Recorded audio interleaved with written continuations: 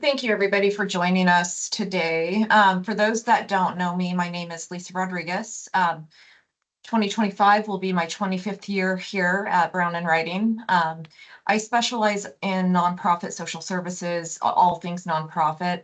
And in that product space, we're writing a lot of sexual abuse and molestation. Several of you joined us last year, so you might be familiar with Anthony and Paul that are joining today, but I'll give a quick background on the two of them. Paul has joined Beasley back in April 2001. He is employment practices underwriter as well as the safeguard product leader in the UK and for the US teams. He was very instrumental in developing the first SAM SML policy issued in Beasley in 2006, and then further enhanced the product in 2014 to become the safeguard. Paul's over 30 years experience in the insurance industry. He is speaking on a lot of panels in regards to this product, BPLI in general. Anything else you want to add, Paul, to that quick bio? No, that's plenty. Thanks, Lisa. You're welcome. And then Anthony is director at Tizers Insurance, specializing in sexual abuse, misconduct liability, as well as employment practices. Anthony's been working with SAM since 2006. First policy I ever placed that with SAM was actually with Ant and Paul Nash. He also is attending several conferences, WSIA plus Target Markets. Ant, anything you want to add? No, good. Thank you. Good. Okay, well, we'll just kind of jump in. Again, thank you guys for joining us today. We wanted to give an overview of what's going on with the SML product marketplace. Product overview, we can just probably do a quick minute on that. Paul, Ant, who wants to start with the product overview? Yeah, I'll kick off. Great. Yeah, so thanks for setting this up, Lisa, and thanks for the people who have dialed in. So the product itself, I mean, you've heard from the intro that the Beasley product at least began back in 2006. And again, as you've heard, back then it was purely an insurance policy. Actually, we got into this space to meet the demands of the Catholic Church's need for additional capacity following the church scandal. And then in 2014, a bright spark within the team at Beasley, not me, definitely, thought it would be a good idea to try and enhance the product offering to make it more than just an insurance policy. And we ultimately then, after a lot of research and meetings, both the US and UK, launched our safeguard product in the October of that year. So as well as obviously the insurance, it comes with first dollar crisis response at varying sublimits to assist those insureds in that sort of white heat moment. Post incident pre-claim is the intent of that crisis response, and then we can deploy one or more service providers to assist those insureds and hopefully take the best steps possible following an incident. And also the product comes with risk management, which we're going to come on to a little later. We partnered with Presidium, who are best in class in that space. The product is written on a claims made and reported basis, which we're also going to come on to a little later. The safeguard policy is written on a per victim basis. We can on occasion consider per perp cover, but most policies are issued on a per victim basis. Highlights of the policy, we often get asked about whether the policy defends the alleged perpetrator. The answer is yes, it does, until there's a finding or an admission of guilt. And surprisingly, in our experience with our own claims, most alleged perpetrators admit it fairly early on. There's only been one claim in particular that I can think of where that didn't happen. And we're using some of the proceeds of the policy to defend the perp as well as the entity itself. The other probably major thing to highlight is that although the policy is designed to cover wrongful acts committed by an employee or a volunteer or whomever it may be within the organisation against a third party, the definition of sexual misconduct includes failure to supervise and negligent supervision, and therefore, unless excluded, it will cover patient on patient, child on child, guest on guest, whatever it may be, because oftentimes in those situations, the organisation is alleged with failure to supervise allegations. We can offer limits up to 10, sometimes 15 in London, and we have a very broad appetite. So our portfolio is increasingly large, very diverse, from very, very small risks through to very large educational and religious institutions. I think that covers it. Yeah, and speaking to those limits, oftentimes with the way the market's going, packages are falling short and you're coming out excess. It's always important for the clients to understand that it's a non-follow form excess claims made. Your position on not going occurrence. This is a common question. Why won't you do occurrence? You've jumped ahead, but that's also fine. I did. I don't like scripts. You're keeping me on my toes. Yeah, so it's interesting. So in my opinion, at least, occurrence policies are really designed for short tail risks for obvious reasons. SML or SAM, like EPLI, like DNO, like PI, is not short tail, and therefore writing this line of insurance on an occurrence form leaves the insurer open to years and possibly decades of unreserved exposures due to the tail of the claims. We've also seen in the past, Lloyd's back in the 80s nearly went under for a reason, is that where it's a multi-peril policy written on an occurrence form, there are exposures that might come out decades later that the insurer and the underwriters didn't account for. And we've seen that with asbestosis, environmental claims, tainted blood products, to name but a few. And also, the claims made form provides a lot more certainty for the carrier, of course, because after a year and 90 days at best for any discovery period, the carrier will have certainty on the claims that have been reported and obviously can then start reserving on an appropriate basis. We've also seen in the SAM space, carriers have been dragged into claims that they thought were probably dealt with by statute of limitations, and we've definitely seen that the last 10 years or so in the US, with more and more states changing the statute of limitations and opening up either a window or indefinitely, and therefore some carriers who have written this line of insurance on an occurrence form are being dragged into claims for people that they thought were time barred years ago. And we've seen some significant reserve strengthening from certain carriers in this space because of that. And that was one of the reasons we've seen a reduction in capacity in this space.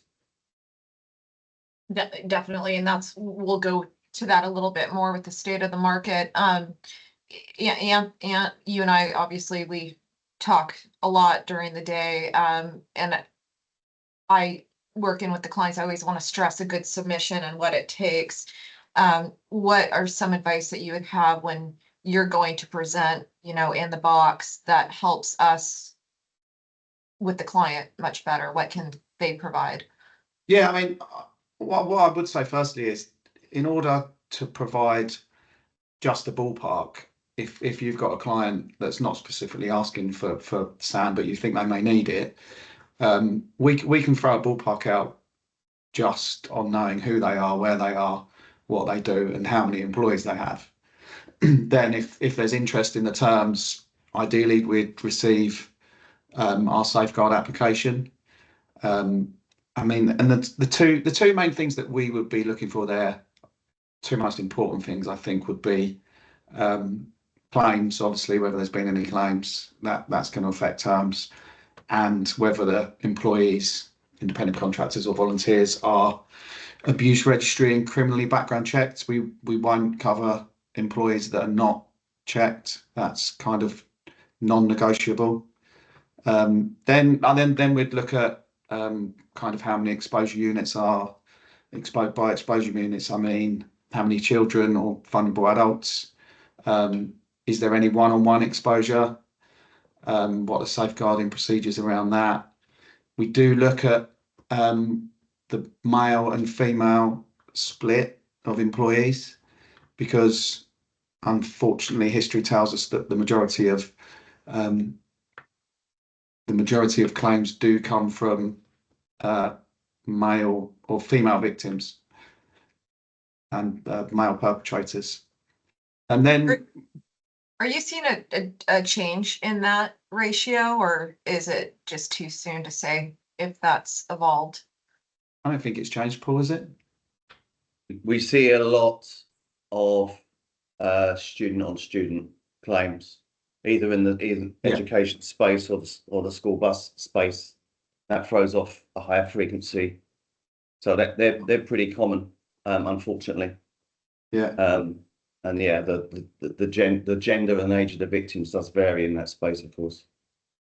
Yeah. And I mean, you brought up abuse checks, criminal checks, not negotiable. I think it's important too, for those that are working with international companies, you can't expand to the international employee because they don't go through the US checks. And can you speak to why that is?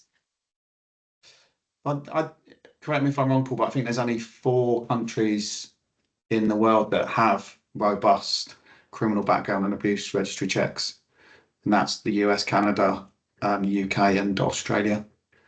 So yeah, we wouldn't pick up employees that aren't checked. And Paul, picking up on your comment about school bus transportation, so from an underwriting perspective, we would have more industry specific questions. So school bus transportation is a good one. Do they have matrons on board? Is there GPS tracking? Have they got cameras? If there's residential exposure or overnight exposure, how are the genders split? Are they split by age? What's the safeguarding procedures around that as well? When we're looking at excess, if we're sitting above a package policy, we'd pay particular attention to 10 years loss runs and the erosion of the limits that we'd be sitting above. And then we're seeing a lot of contractual stuff, so contract specific stuff. If it's a roofing contractor going into a school, they may have 500 employees, but how many employees are actually on that contract, so we can underwrite it correctly? And I believe Oregon and California, for the most part, are requiring it on anybody working in those public entities. Yeah, and we're seeing a lot more of that as well. I think a lot more. Definitely, school districts are mandating that if you're going into a school, you have to have the cover. Yeah, historically, I want to say historically, probably not even more than 5-6 years ago, a contractor, for instance, working on a school would be the GL policy would have been deemed adequate, but that's no longer the case. They need specific insurance for SAM or SML. So we've seen an increase in that requirement, but we've also seen an increase in limit requirements, well above the necessary in our opinion. So they're getting some extraordinary requests for fairly small benign risks for limits of 3/6 or even more sometimes. So which can spook underwriters if it's a fairly small risk and the premiums are low, and yet we're being asked to deploy significant limits for a class that can spin off significant claims. So that's something that we wrestle with fairly regularly. So to throw you off a little bit more, Paul, I didn't prep you for this, but any reason why assault and battery, everybody's asking for it, is falling out of the GL? You're not a fan. I've seen an endorsement once since we've worked together for 20 years where it's an add-on. Can you speak to a little bit about why we're not adding that into the SAM product? Well, one reason is there's a reason why the GL carriers are increasingly excluding it, particularly for certain industry verticals. Hospitality, we've seen a lot of that in, and property management situations. For us, the main concern is there will be an increase in frequency in that space. SAM historically, apart from a couple of industry verticals, doesn't really spin off a frequency of other classes such as EPLI, which we're acutely aware of. But that's something we're mindful of. And you do see some pretty distressing physical abuse claims in certain risks. I mean, there's been a vacuum. That's probably an exaggeration, but there's been a reduced markets for daycare, and I don't think that's necessarily driven purely by SAM. I think that's also been driven by the physical assault claims in that space. So we are forever watching areas on the periphery of SAM, and that's one example. And we are constantly re-examining our appetite. So never say never, of course, but it's something we haven't looked at internally. We'll probably, look at again at some point because the demand is there, but the concern is the uptick in frequency at a minimum. Right. I'm gonna hear that never say never is assumed to be yes, but so and then a couple of other industries that get brought up quite a bit, the stance with hotels, for example, property managers excluding the third party. And I understand it. You're not able to vet out the patrons. And the thing is for us, where's the control? Where's the control over two guests, especially if there's alcohol involved or whatever it may be? Where's the control over that? That's the concern. Mhm. One of the concerns. And do you foresee yourself, another sector that's brought up quite a bit is massage. Do you see yourself softening on the male masseuse stance? Or is that pretty much a hard stop on not wanting to cover? Yeah, I mean, at present, our stance remains the same as it has done. So, and there's a good reason for that. So you touched on the state of the market a little bit, and the changes with statutes, look back laws, all of that. I think it's about 30 states now that have changed. And so, from my perspective and speaking with different attorneys, the reason why the market's changing on the package side is because of a lot of these 30-year-old claims that are coming up. What are other challenges that you're anticipate seeing in the market space? And I mean, you hear probably a lot too from your clients besides myself. Yeah, I mean, it could go many ways. I mean, for instance, we were talking at this with a large US client only last night, but so mandated reporting is becoming increasingly prevalent in fact it's in most US states now. But one of the comments from the client last night was that that's really not often enforced. So I can see mandated reporting being expanded beyond, say, professions such as teachers and doctors. I could maybe see that happening. We've seen that in Australia, and I think that should lead to better risk management, because if individuals know that they could potentially face a fine or indeed prison for not reporting what they should do, then that should lead to eventual improvements. I think tort reform, which we've seen in the med-mal space over the years, I think that's unlikely unless insurance continues to dry up. You've seen obviously huge awards in the education space, high-profile claims with hospitals and universities, as well as obviously the churches and some of the dioceses and archdioceses declaring bankruptcy. But I think unless, as I say, insurance dries up, tort reform is unlikely. I think there's a hope in some sectors, although I think it's a long way off, that there could maybe be survivors funds created as an alternative to litigation. The plaintiff attorneys will be very much against that, of course, and again, without wanting to park on about Australia, that Australia had a similar moment about 10 years ago. They had a Royal Commission investigation into institutional child abuse, and then they created what they called a redress scheme, which was essentially a survivors fund. It removed many barriers and hurdles, so the survivors didn't have to go through depositions and being cross-examined, etc. But of course, the awards available were much lower than they would be had the claim been litigated. But that's been pretty warmly accepted in Australia. But I think that, again, I think that's quite a way off in Australia because of the power of the plaintiff's bar. And I think we could also potentially see more expansions of the statute limitations, so more windows being opened in states where that hasn't happened yet, or potentially just a general expansion of the statutes in general in certain states, you know, increasing the availability of claims to be brought forward by those that were previously time barred.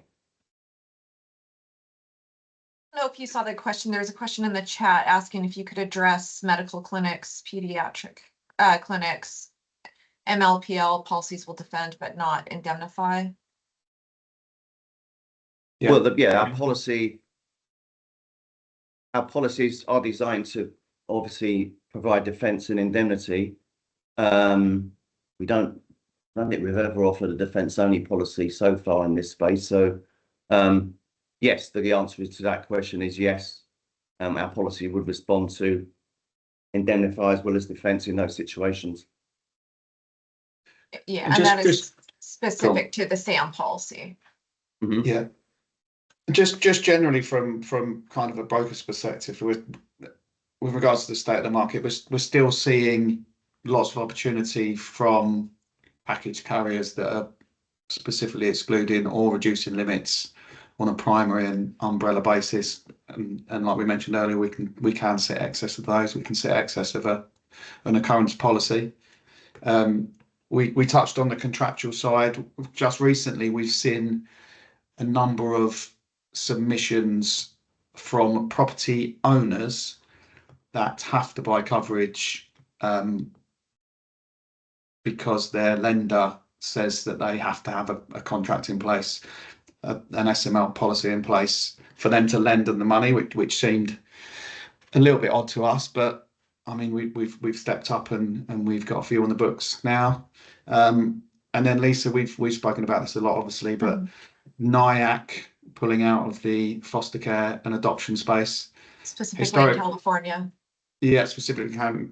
Historically, Beazley have taken a position of in excess of 6 million on foster and adoption care, because historically they've been, claims-wise, they've been difficult.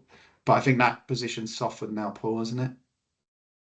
We're certainly looking at it in a bit more now. One of my colleagues, Sophie's in the middle of revisiting that strategy, potentially with the ability to look at lower attachment points than 6 million. 6 million sounds like a weird number, but it was picked for a reason, because one carrier in particular was reducing their umbrella limits for SAM at least from 10 to 5 over the primary one. So we got a comfort level attaching over 6.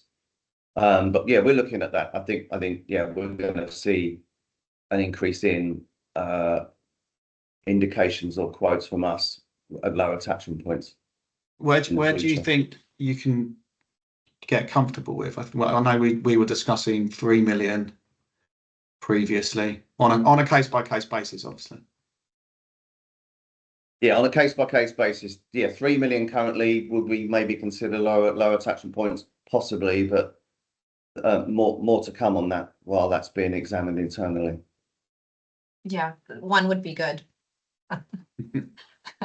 So a couple more questions came in. So we write a ton of excess together on the SAM product. Typically when we're writing excess, we do see a dedicated limit to SAM on the GL or whatever package we're going over. The question is, could you go excess over a package that's silent on SAM? So they're not outward leaks. you know, covering it, but it's also not excluded. It's The assumed. short answer is yes, because we will recognise erosion, of course, of the underlying by non-SML claims unless we specify otherwise. The uncertainty is not great, but it's something we can consider. And then I think the next question, I think we had already addressed it with the abuse and the assault and battery. Just to add on to that, we do have a monoline, we have access to a monoline assault and battery product here at Brown and Writing. They don't write in all states, I think about 18 states right now, and they don't really like risks that include children. So I'm happy to answer more about that separately.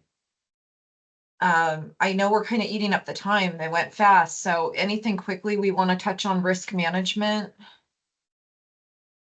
I mean, yeah, from our perspective, the risk management offering that comes with our products is very robust. One of our biggest challenges is actually getting to use our clients to use it more, but it's a mix of model policies which can be tailored, screening of applicants for employment, which I think is really important. So that will include interview techniques, amongst other things, a crisis response toolkit, which goes alongside with their actual crisis response first dollar sublimit, providing webinars. Our partner Presidium are excellent at providing webinars to brokers, clients, whatever it may be, or a mix. Online prevention abuse training, of course, which is tracked and monitored, a helpline where it's deemed necessary to provide those insureds with additional assistance. And I think from an insured perspective, we sort of touched upon it earlier, but criminal checks, the quality and breadth of criminal checks in the US vary greatly.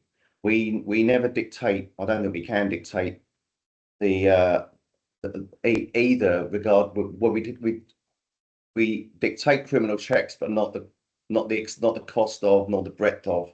But we do encourage insurers to amp up their criminal checks wherever possible. So multi-state, looking back further than just a couple of years back, that will certainly help them, because there will be people out there that do have a criminal record, but unless the checks are thorough, they won't get picked up.